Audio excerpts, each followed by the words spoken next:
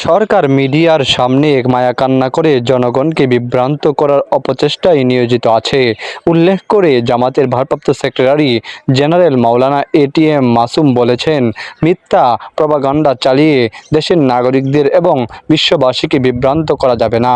সহিংসতার সকল দায় দায়িত্ব সরকারকেই বহন করতে হবে, দিতে হবে প্রত্যেকটি হত্যার হিসাব। নির্মম হত্যার দায় আওয়ামী লীগ কখনো এড়াতে পারবে না।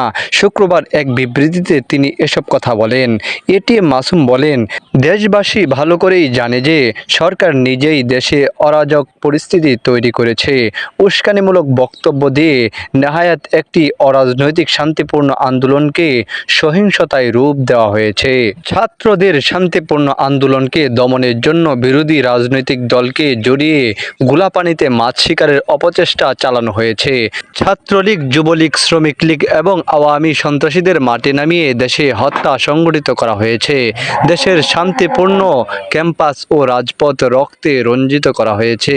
কোমলমতি শিক্ষার্থীদের নির্মমভাবে নিহত করে শত শত মায়ের বুক খালি করেছে এবং হাজার হাজার মানুষকে পঙ্গু করে দিয়েছে। এখনও বহু শিক্ষার্থী নিখোঁজ রয়েছে।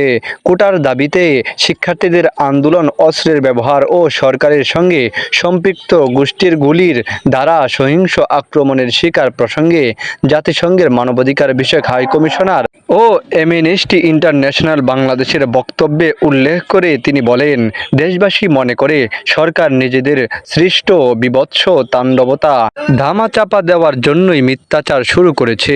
মিথ্যাচার চালিয়ে জনগণকে বিভ্রান্ত করা যাবে না।